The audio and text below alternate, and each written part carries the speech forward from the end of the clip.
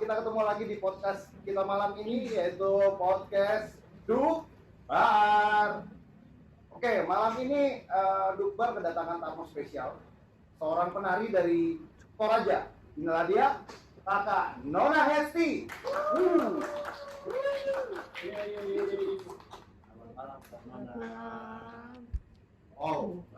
Dukbar, seperti kita ketahui, malam kemarin, seminggu yang lalu kita ngambil juga untuk segmen penari, dan untuk malam ini juga kita akan ngomongin soal penari.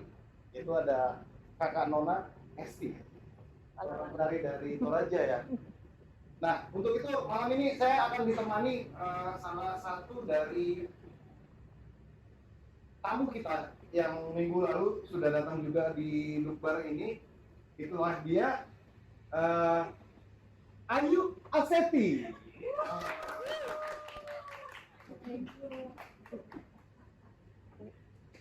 Oke. Nih, Jadi nganterin doang nih. Nganterin doang ya. Jadi sebenarnya malam ini tuh karena apa ya, segmennya tuh memang penari ya. Jadi gua butuh, kita nggak ada kehadiran Miun malam ini karena segala sesuatu hal. Jadi gua minta ditemenin sama Ayu. Ayu juga kan banyak nih yang tahu banget soal knowledge dari Aseti ya. Terus program-programnya nanti seperti apa. Begitu malam ini ada saya Ucok Karatulungan, Ayu dari Aseti. ada Nona Hesti Malalana dari Toraja. Ini kita ngobrolnya ini kita mulai dari mana ya? Saya dengar tuh kemarin itu kan kita banyak kegelisahan dari kita lah, terutama praktisi seni ini ya. Mengingat bahwa ada warisan budaya yang harus dijaga, ada yang harus dilestarikan. Boleh nggak diceritain tadi tariannya Kakak Nona Hesti itu tadi apa sih, tarian apa sih sebenarnya? Kayaknya selama ini yang kita tahu dari Toraja, Indonesia Timur, itu kan banyak ya jenis tarian. Ini mungkin salah satu yang Maaf ya. yang memang harus dijaga atau dilestarikan. Bisa diceritakan nggak tadi itu namanya tari apa? Ya, jadi terima kasih untuk undangannya dari Dukbar. Saya di sini Hesti Nona Palangan tadi sudah menari ya. Itu yang saya peragakan, yang saya pertunjukkan tadi adalah tari Pak Gelutua dari Toraja, Sulawesi Selatan. Nah, tari Pak Gelutua ini merupakan tarian tradisional dan jenisnya klasik ya. Memang tarian tua. Namanya jadi Pak Gelutua ya, tapi memang masuk dalam klasifikasi jenis tarian tradisional klasik suku Toraja. Suku Toraja. Oke, jadi sebenarnya memang Kakak Nona ini memang seorang penari, seorang akademis, atau apa sih kegiatannya sebenarnya apa gitu? Kok ada gitu hari gini yang memperhatikan sampai sedetail itu soal tarian Pak Gelutua ini? Kegiatannya apa sebenarnya? Sekarang Ya. apa Sebelumnya saya tertarik ke dunia tari dari mulai usia 8 tahun. Oke.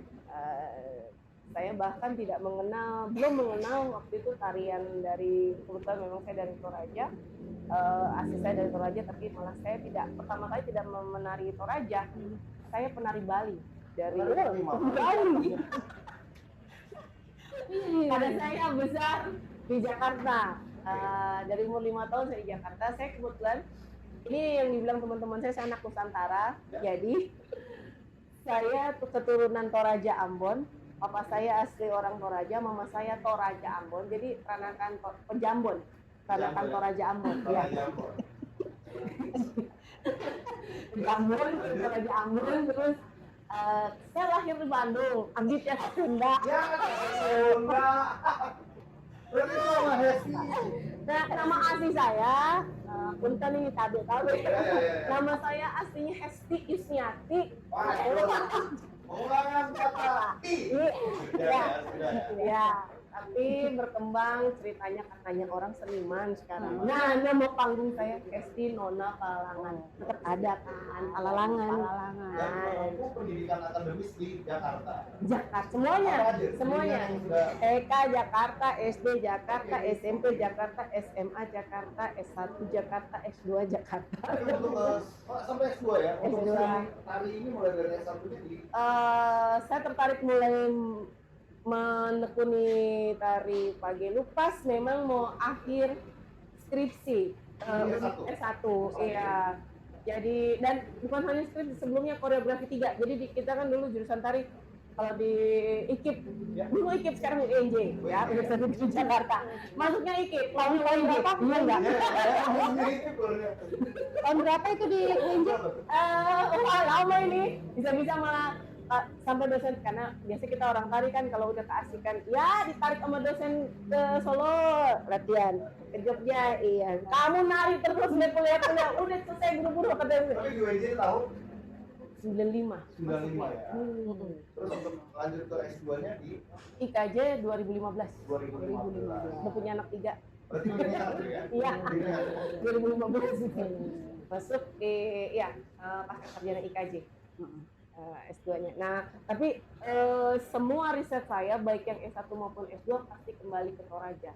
Jadi saya ambil risetnya, materinya semua, ruang lingkup penelitiannya semua ke Toraja. Nah ini kok bisa gitu? Apa yang memicu supaya balik ke Toraja? Biasanya kan kalau udah di kota Iya. malah bikin karya sendiri lagi yang baru, males pulang kampung. Biasanya kan gitu ya. Apalagi udah apa namanya kalau kita kan istilahnya PY, udah mengenal PY, biasanya udah males tuh. Tiba-tiba ini kenapa bisa kok mau pulang kampung lagi nih ceritanya? Kalau menurut saya, kalau ngejar PT yang tadi dibilang nggak habis-habis bu. Ngejar PT nggak habis-habis. Dan banyak yang hebat-hebat lah. Kan umur makin umur toh. Nah, lebih baik masalah ke koreologinya, keilmuannya. Jadi dan memang saya suka masalah revitalisasi, mendalami tentang sejarah, the history of the dance gitu kan. Nah, apalagi bicara pagelu tua ini gampang-gampang susah gitu saya bilang kan. Ya udah bagian yang gampangnya dulu berarti. Gampangnya ya orang sekarang di luar, baik yang di dalam ataupun di luar masyarakat Toraja sangat mengenal itu dibilang pagelu. Jadi sudah terpatrik kalau dibilang pagelu, oh dari Toraja. Nah gitu. Nah susahnya mencoba memberi pemahaman bahwa the real originalnya pagelu itu actually sebenarnya punya akar, punya pakem, bukan sekedar maaf, bukan sekedar goyang. Ya. Itu yang saya dapati waktu saya pertama kali riset untuk kebutuhan skripsi saya. Pagelu itu sendiri artinya apa? Pak itu artinya gelu, kita dari basic word dulu ya, kata dasar dulu. Gelu dalam bahasa Toraja itu tari. Gelu itu tari. Gelu itu tari. Terus aduh kayak yang paling bisa banget gue bahasa Toraja. Jadi tapi kalau untuk yang ini gue paham gitu ya. Mak gelu adalah menari. Pak gelu adalah penari. Penari yang menarikan tarian tua gitu. Nanti dulu kita jadi mak gelu itu kata kerja kan, verb gitu kan, menari. Kalau pak gelu berarti subjeknya. Basic katanya kan gelu. Jadi jadi kalau bicara pak gelu berarti penari. Jadi di depannya kalau masa kita gelu pak gelu gitu. Jadi ini saya lebih biasa untuk memberikan pemahaman juga bagi teman-teman, dan juga sebenarnya untuk lebih disosialisasikan bahasa itu penting. Jangan sampai dibilang itu ada pagelu. Jadi semua, padahal itu sebenarnya bukan tari pagelu, tapi seorang penari, seorang pagelu menarikan tarian lain, tapi semuanya bilang itu pagelu di sana, itu pagelu di sini. Jadi paham ya mas saya, biar ini tari pagelu tua. Berarti tarian memang pagelu tua, atau tari mapapangan. Gelu mapapangan, atau gelu ondo sama lele. Ini saya sebut nih tari-tarian selain, karena memang kasihan orang taunya Hari Pak Gelu saja, padahal suku Toraja itu banyak tariannya. Nah, banyak tariannya suku Toraja, bukan hanya Pak Gelu. Ada yang tadi saya bilang, mau papangan, nondo sama lele, dao bulan, paburake, banyak. Jadi Nah, sebenarnya lagu apa tarian Pagilu ini mm-mm, awalnya itu sejarahnya mm-mm. itu awalnya seperti apa sih? Apakah ini tarian kedukaan, kegembiraan, Iya. atau upacara sakral, atau seperti apa sih sebenarnya? Akhirnya ada pecahan-pecahan yang tadi itu mungkin seperti itu. Atau bisa diceritakan Bukan sedikit? pecahan sih, kasarnya jenis Jadi basicnya sendiri nih, ya. tari Pagilu ini diperuntukkan untuk apa sih sejarahnya? Tari Pagelu itu kalau based on riset saya ya, Ya. Pagelu itu aslinya ada historinya, makanya tadi saya bilang saya tekankan tarian klasik. Nah, kalau dari ilmu kita ya koreologi kan, definisi tari klasik apa? Satu, mempunyai pakem. Dan kalau saya bilang Pagelu tua yang saya riset ini sangat jelas pakemnya. Memiliki 12 gerak inti dan 2 gerakan tambahan, hormat di awal dan hormat di akhir. 12 gerak inti itu yang hasil validitas ini saya, riset saya, bahwa seniman Toraja zaman dulu sudah cerdas. Mereka sudah mengumpulkan masing-masing 12 ragam gerak. Menurut buku, ada 2 buku untuk tari Pagelu saat ini yang masih ada. Saya nggak tahu udah ada lagi yang menulis buku apa tidak tentang tari-tarian Toraja, terutama tari Pagelu. Itu ada buku karya Ibu Munasiah Najamuddin sama karya Ibu Beatrix Bulo, dua-duanya. Kalau Ibu Beatrix Bulo dalam bahasa Inggris, tidak dalam bahasa Indonesia. Kalau Ibu Munasiah dalam bahasa Indonesia terbitan Depdikbud tahun 81 kalau nggak salah. Kalau Ibu Beatrix Bulo 89 bukunya. Nah, di situ dituliskan sama bahwa tahun 1945 terkumpul, jadi seniman Toraja zaman dulu sudah mengumpulkan pelan-pelan ada 3 gerakan yang sering dilakukan berulang-ulang. Terus kan pada zaman penjajahan Jepang masuk, semua acara ritus apa aja tidak boleh diadakan, termasuk tari Pagelu. Nah, sempat nggak boleh gitu. Alasan Saya nggak tahu, pokoknya dilarang sama Jepang katanya begitu. Di buku itu ya, jadi hanya 3. Tapi saat Indonesia merdeka, nah kembali lagi daya kreativitas dan ini kan masih untuk mengumpulkan kembali dan terkumpullah 12 macam gerak tuh. Nah, jadi ya itu saya bilang kembali lagi dibilang tarian klasik karena punya standar loh ternyata. Terus yang kedua memang basically masyarakat Toraja itu mempunyai status sosial bangsawanan ya. Ada berapa tanah itu strata dalam bahasa Toraja itu ada yang pertama ada tanah belan, selanjutnya sampai yang di bawah. Nah, terus tarian ini dipergunakan di pertunjukan pertama kalinya pasti selalu di Tongkonan. Tongkonan itu semacam rumah adat, rumah adatnya orang Toraja yang memang ditafsirkan sebagai sebuah, kalau kami bilang istilahnya itu Tongkonan itu istana kecilnya. Toraja kan tidak punya satu istana besar, tidak. Dia punyanya klan-klan kebangsawanan. Jadi saat ini digunakan di Tongkonan itu dari klan-klan para bangsawan untuk upacara adat syukuran, namanya rambut tuka. Oke, berarti lebih apa ya? Bergembira sebenarnya. Iya, ini tarian ucapan syukur. Terus kalau yang dulu yang nariin siapa? Biasanya kan kalau zaman dulu kan yang orang bawah-bawah yang nari atau yang perawan-perawan atau apa gitu. Ada ini nggak sih? Iya, anak gadis atau memang lingkungan ketongkonan kebangsawanan itu yang menari. Karena memang yang bisa menyelenggarakan upacara adat yang besar kala zaman puluhan tahun itu, ratusan tahun lalu ya memang klan tongkonan masing-masing. Jadi memang yang menari pasti putri bangsawan di situ. Nah, sehingga kan juga ada adegan naik ke atas gendang. Nah, gendang itu bagi dalam sejarahnya tari Gelu tua, gendang itu lambang kebesaran. Jadi istilahnya simbolik ya. Pada saat menari, semuanya ceritanya maaf putri bangsawan, keluarga tongkonan bangsawan. Tapi yang paling tinggi itu siapa? Stratanya dia yang naik. pantesan geraknya kan elegan kan, tenang. Apa itu? Karena kan Teori tarinya tuh kalau yoga kayak itu- kalau dia kalau bilang kakak tadi yang nari itu putri-putri bangsawan, Ya. ya kan, otomatis kan pasti dia harus jaga gerakannya kayak bisa gitu nggak sih kan maksudnya? Ya, jaga. Jadi nggak lusuk-lusuk gerakan. Senyumnya juga nggak hanya ini kan, memang kita tarian tradisional nggak boleh Nggak tetap boleh, gigi. ya kelihatan gini. Saru masa Bener. apalagi balik lagi masa penari apa orang bangsawan. Iya. Artinya itu kan terjadi di Benar-benar. di masa lalu. Masa lalu ya. Untuk transisinya ke masa kini, Mm-mm. itu tarian itu masih digunakan dalam upacara-upacara adat yang sama. Atau misalnya pernikahan. Iya.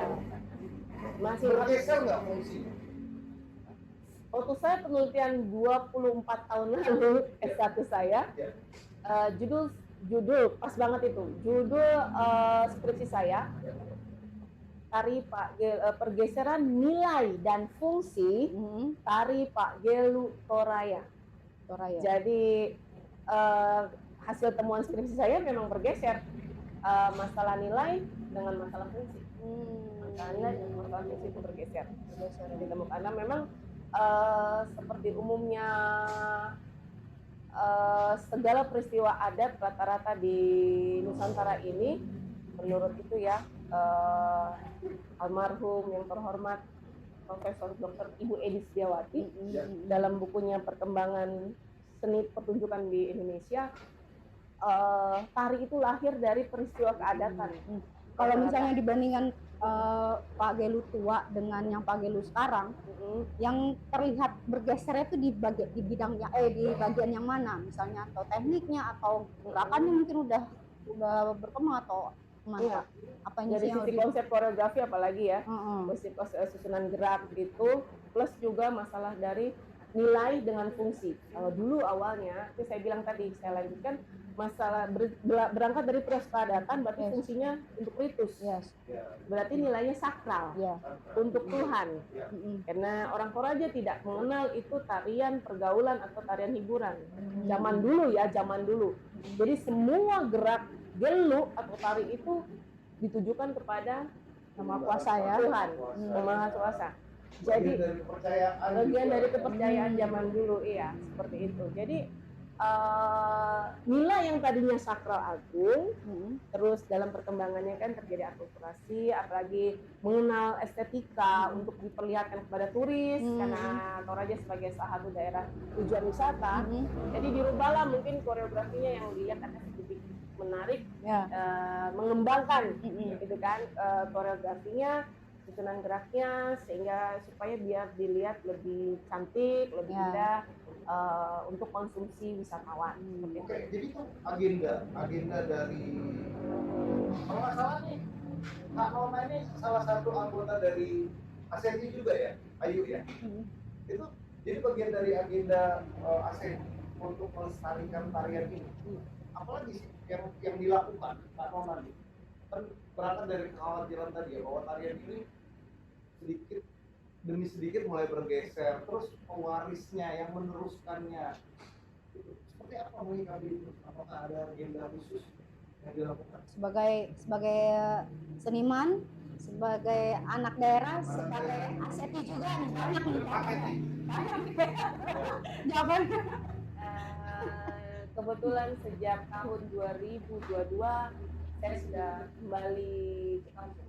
Jadi menetap di Toraja, khususnya di Kabupaten Tanah Toraja, karena di klannya bapak saya di Desa Rore, Kelurahan Sarira, Kecamatan Makale Utara, Kabupaten Tanah Toraja. Saya tinggal di Desa Rore di bawah kaki Gunung Sarira, dan saya menjadikan tempat tinggal saya saat ini di klan keluarga saya itu Tongkonan Basean Rore sebagai pusat pelatihan tari. Wow. Biaya sendiri, inisiatif sendiri. Iya, bersama dengan didukung oleh keluarga, kami mendirikan Yayasan Seni Budaya dan Kearifan Lokal Rore Sarira dan menaungi di bawahnya Sekolah Tari Komunitas Gelu Toraya. Iya, komunitas Gelu. Oke. Keren. Selanjutnya sudah mulai diterapkan untuk apa namanya Sekolah. mewariskan itu. Jadi saya memberi pemahaman sama adik-adik di Toraja bahwa ini bukan sanggar, jadi ini sekolah, jadi sistemnya ada semester, dan saya memang open kerjasama dengan Pemda. Saya minta tolong Pemda menjadi membantu kami untuk ibaratnya membantu mengelola sekolah tari ini. Dukungannya berupa kayak kemarin kami mendapat dari Bidang Kebudayaan Kabupaten Tanah Toraja, Dinas Pendidikannya dan Kebudayaannya mendapat bantuan 5 perangkat lengkap aksesoris Pagelutua. Itu seharga ya sampai 10 juta. Sebentar. Ini sekolah. Satu jenis tarian. Enggak juga. Ada Macamnya, cuman memang mengusungnya Gelutua sebagai basic majornya. Majornya. Iya, dan Istilahnya memang berarti mata pelajaran wajib. wajib. Wajib. Dan itu diambil di 2 semester. Maka kan saya bilang sekarang itu semester. Jadi diterapkan di sini 7 semester. Mereka harus bersekolah tari itu 3,5 tahun di komunitas Gelutua ini. Untuk mempelajari Pagelutua itu mereka bisa 1 tahun. 1 tahun itu mungkin baru mendekati teknik sempurna. Belum lagi masuk ke pendalaman menjiwai apa sih Gelutua ini, karena kuat dengan filosofi di situ. Iya. Iya. Iya. Artinya mungkin ada benturan nggak sih sama, kan sekarang kan ya seperti kita ketahui kan agamanya udah modern. Iya. Iya. Iya. Itu berbenturan nggak dengan apakah ada ritual khusus yang akhirnya jadi masyarakat kurang meminati? Ada nggak salah satu alasan? Ini menarik karena saya pernah dijadikan narasumber juga sama salah satu calon pendeta Ya. muda. Dia mau meriset bagaimana tari Gelutua ini bisa memblend dalam liturginya Gereja Toraja gitu. Sehingga dia lari kejar saya bilang sejauh riset saya sampai saat ini masalah ritual aluk, misalnya kita bicara aluk ya, agama leluhur zaman dulu, yang saya riset itu tidak ada. Kalau untuk masalah tatanan susunan masalah liturginya tentang aluknya, urusan dengan agama leluhur itu tidak ada. Tapi setiap gerak itu punya makna dalam kehidupannya orang Toraja. Poinnya di situ saya bilang.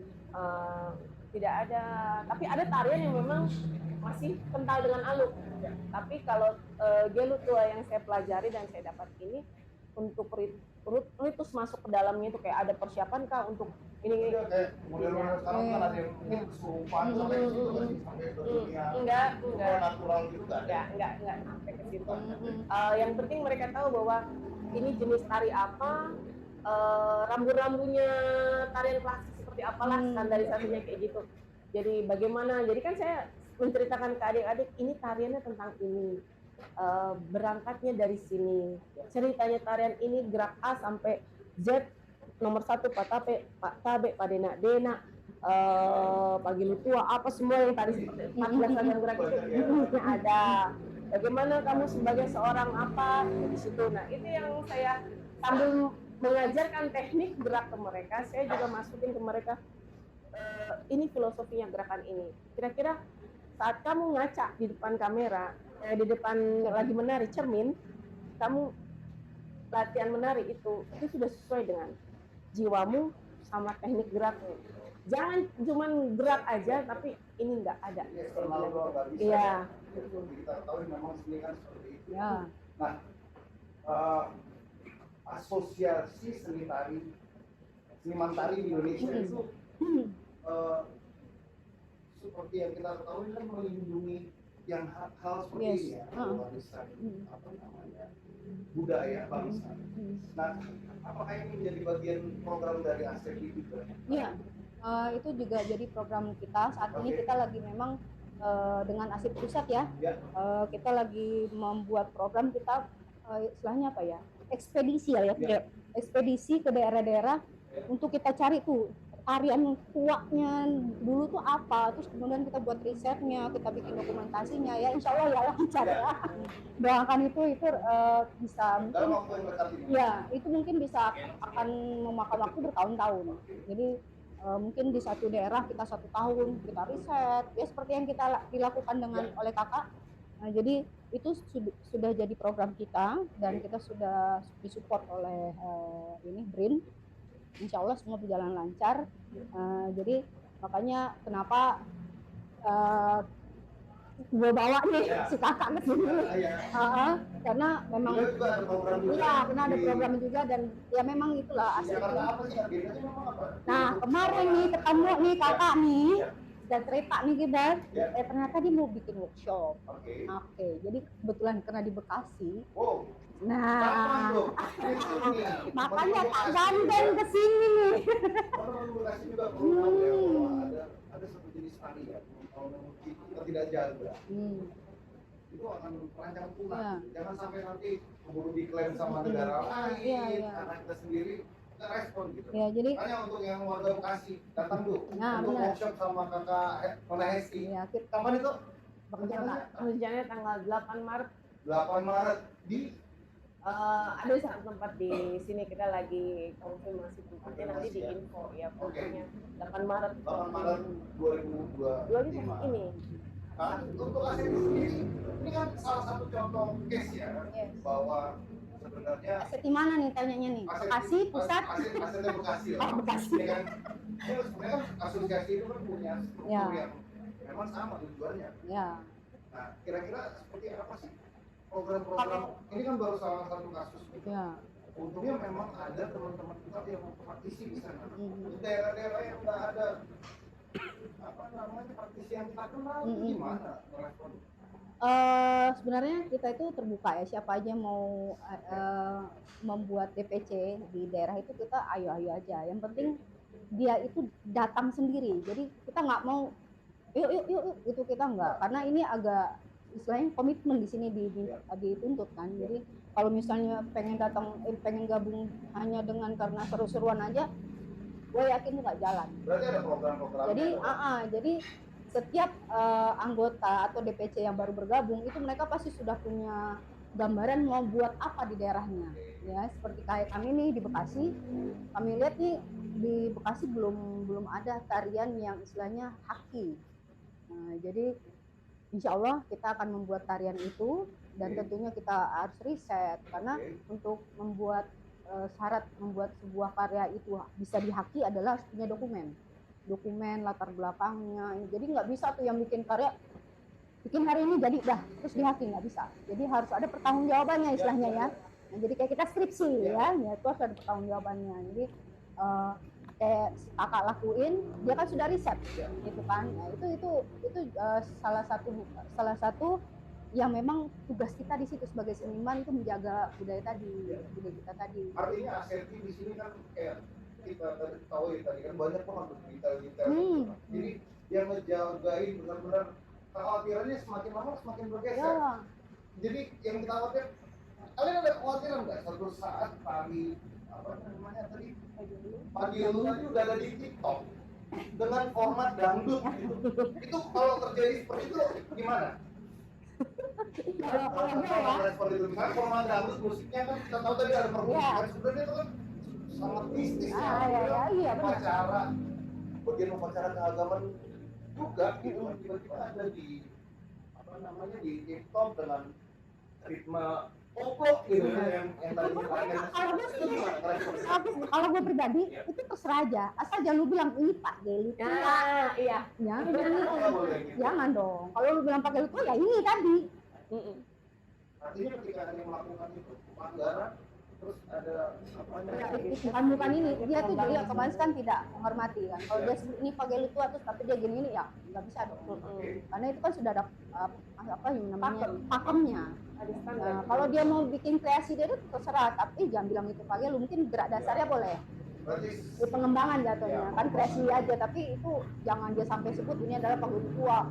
Oh ini adalah tari ini, dia sebut nama tarian yang sudah ada ya. berarti Maksudnya berlaku untuk semua Iya. tarian di Indonesia. itulah wujud salah satu yang kita harapkan untuk anak muda sekarang menghormati karya-karya seniman kita gitu kan, dengan tidak kalau memang berkreasi ya bikinlah judul sendiri gitu, jangan pakai judul yang udah ada terus dia bikin main-main, karena apa proses penciptaan itu nggak segampang itu loh. Kayak Pak Geli tua, dia itu kan cerita yang memang dari hati kan, tarian itu keluarnya dari hati mereka gitu. Jadi kayak misalnya di Jawa ada yang harus puasa dulu ya kan, jadi nggak segampang itu sebenarnya, dan setiap gerak itu ada makna gitu kan.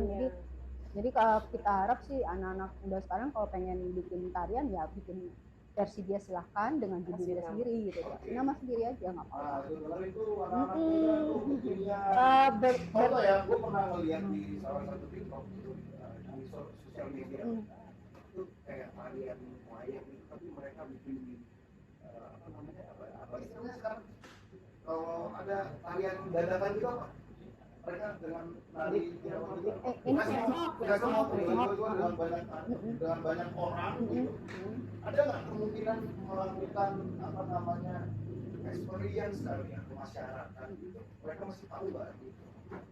Ada nggak program-program seperti ini untuk pengenalan gitu bahwa tarian itu bisa kok kita dinarikan dengan mungkin dengan pakaian yang tadi kan kita tahu nih ada anyaman apa namanya ada anyaman Mandaure. ini sekarang dengan mungkin dengan baju kekinian anak-anak R&B mungkin anak dikombinasi dengan tarian sah-sah aja tuh. Seperti apa?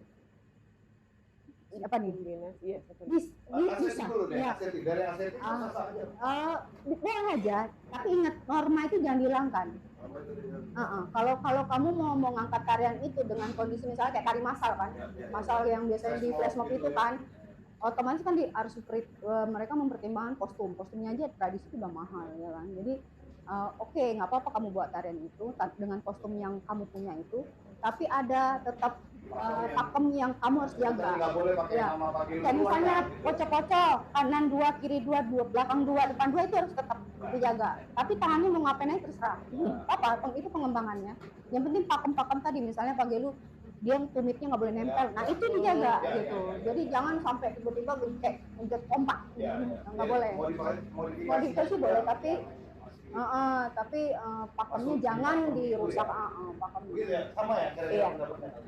Ada program lain mungkin yang mau disampaikan di sini karena ini udah part kedua ya untuk Aseti memperkenalkan program-programnya. Gini, Aseti sekarang lagi menjembatani seniman-seniman tari se-Indonesia. Kita mau buat Hari Tari Indonesia. Insya Allah terwujud. Hari tari Gimana? Indonesia belum punya hari tari. sementara tarian di Indonesia itu banyak sekali. Banyak banget. Hari Tari Indonesia itu disingkat dengan hati. Menarilah dengan hati ya kan. Jadi itu baru dari Aseti ya mau ya, menawarkan itu ke pemerintah. bukan kita. Sebenarnya seniman-seniman ini. Seniman tari, Ini oke. Aseti itu kan sebenarnya hanya menjembatani Oke. pemikiran-pemikiran seniman se-Indonesia ini kita tampung. Mau apa sih? Kita ini mau ngapain? Kita mau gimana dengan tarian? Dan mereka coba ya kalau ada Hari Tari Indonesia, ayo kita bikin, kita konsepin, kemudian ya Semua tuh satu Aseti. hari itu semuanya kita ada tarian dari daerahnya Ya, masing-masing. jadi kita udah ngadain ini apa? Kita udah bikin kongresnya ini Hari Tari kita udah kumpulin seluruh seniman se-Indonesia sampai webinar juga ya kan. Di Bekasi juga udah ngadain webinarnya, di Jawa Timur sudah. Jadi dokumen kegiatan kita untuk mewujudkan hati ini tadi udah kita kumpulkan dan siap maju ke kementerian. Lagi kalau offline itu ibaratnya dari ujung Sumatera, Yes. itu dari ujung Sumatera sampai Merauke Itu nanti tarian daerahnya masing-masing. ya, nanti model cara tampilnya gimana itu kita akan serahkan ke teman-teman daerah masing-masing. Sekreatif mungkin. Ya, jadi ada yang mungkin kita bikin webinar aja, ngobrol-ngobrol tentang tari, ada yang memang bikin pertunjukan itu. Satu lagi itu nilai plusnya tau nggak? Itu libur nggak ya kira-kira? Nambah nilai Mela Indonesia nih. Kalau itu kan nambah satu lagi nih. Emang mudah-mudahan ya. Ini itu mudah-mudahan diliburkan jadi kita bisa fokus ya nggak sih? Iya, sama hari tanggal merah yang lain. Hari dunia ya, Tapi nggak harus libur juga kan. Ya mudah-mudahan ini jadi perhatian penting juga buat pemerintah pusat ya, bahwa ternyata seniman-seniman kita ini sebenarnya masih peduli banget sama tariannya. Tinggal bagaimana kerjasama kita seniman antara pemerintahan itu gimana klop supaya tetap terjaga lah itu budaya kita tadi kan. Jadi kalau misalnya nggak ada komunikasi itu susah, nuntut aja. Ini nggak tahu mau apa. Apalagi selain itu ada lagi programnya. Terus Enggak, kamu juga nih iya. cerita hari ini. Ada lagi. mungkin juga kita mau bikin LSP dan LSK ya. Jadi LSP sudah jalan setengah jalan nih. Ya. LSK baru mulai. LSK itu apa? LSP itu lembaga sertifikasi profesi. Oke. Sementara LSK itu lembaga sertifikasi kompetensi. Oke. Jadi Artinya semua penari itu nanti akan mendapatkan sertifikasi. ya kalau LSP itu dia lebih ke profesi. Misalnya ini si kakak sudah jadi koreografer Ya. dan dia butuh sertifikat biar supaya dia bisa kemana aja, luar Ya. negeri apa itu dia diakui ya, Diakui ya. tersertifikasi. Nah sementara LSK ini misalnya kayak paman nih Ya. bosan berteater, gue pengen jadi penari, udah ikut LSK, akan dilatih berapa bulan, Ya. kemudian setelah Ada itu persyaratan ya. kemudian ada pengujiannya, ternyata oke nih jadi penari, oke nih. Nah jadi kayak gitu. Jadi memang buat diutamakan untuk orang yang misalnya tidak bersekolah, tidak yang putus sekolah, jadi lebih kompetensi supaya kayak misalnya anak sanggar dia kan nggak sekolah, mereka cuma mengandalkan sanggar tari, Tapi tapi kemampuan menarinya di atas rata-rata. akhirnya dia ngambil sertifikasi supaya dia bisa ngajak di sekolah jadi guru ekskul gitu, fungsinya itu. Apalagi ya kak, kalau di tradisi Kalau ini di gimana? Malaysia sendiri apa yang Aseti? ada di programnya? Kebetulan dari bersyukur pada saat, karena kan saya berpikirnya pada saat mendirikan merintis sekolah tari ini kan nggak mungkin kita sebagai pelaku, karena sudah terbiasa gaya kita di ini ya, kita nggak nunggu Ya, akhirnya job datang. Kita sebagai orang pelaku bukan menyebut, malah kita yang bikin. kita yang bikin, benar. Kita yang bikin panggung buat anak saya. Benar. Nggak, masa saya mau, apalagi murid saya kan kalau sanggar-sanggar kan muridnya maaf rata-rata penari yang sudah siap gitu. Dan memang maaf rata-rata sudah gadis-gadis, anak gadis. Dan murid saya dari umur 4 tahun. 4 tahun sampai mau nggak mau mereka sesuai dengan umur mereka, treatmentnya tarinya bagaimana, terus mereka akan pentas. Nah, saya bikinkan panggung semua. Jadi setahun itu kurang lebih ada 4 atau 5 event yang memang diselenggarakan oleh komunitas. Kita bikin sendiri konsepnya dan itu juga didukung oleh Pemda. Mungkin dan yang bagus tuh orang tua mendukung, Pemda pokoknya apapun yang terjadi ini program harus kami. Ya. Itu udah jadi komitmen. Sudah. Jadi Artinya misalnya memang sudah bersinergi mencoba bekerja sama. bekerja sama selalu, bermitra, iya seperti itu. Ya itulah makanya pesan-pesan buat Pemda itu ya. Apa Kalian lagi sehat. programnya? Jadi ingatlah kami ini hadir untuk memajukan daerah kita, Betul. ya. Ya, Terus, menjaga apa identitas. Ya, jadi menjadi diri bangsa Ya, tersebut kita. jadi apapun program kami harus strategis. Jadi itu harus jangka panjang. Itu Kita pesan tadi buat pemerintah. Nah, Iya. untuk generasi berikutnya mungkin dari ASEPI. untuk generasi penerus jagalah budayamu karena itu adalah identitas negaramu, dan banggalah jadi orang Indonesia karena kita tuh kaya banget sama kesenian yang di luar itu sangat dihormati orang bule loh. Jadi jangan malu ya belajar tradisi. Kata-kata pesan dari Kak Nona yang terakhir. Berangkat dari Tari Toraja, saya mau yakini bahwa Gelu adalah doa, Gelu adalah jiwa, dan Gelu adalah Toraja. Oke, teman-teman, kita waktunya memang harus kita selesai. Sebenarnya banyak banget yang harus digali. Tapi seperti kita ketahui bahwa bangsa yang besar adalah bangsa yang menghargai budaya bangsanya sendiri. Bangsa yang benar-benar tahu sejarah bangsanya. Kami dari Dukbar ikut menjaga bangsa ini. Ikuti episode kami selanjutnya. Dan inilah Dukbar Podcast. Selamat malam.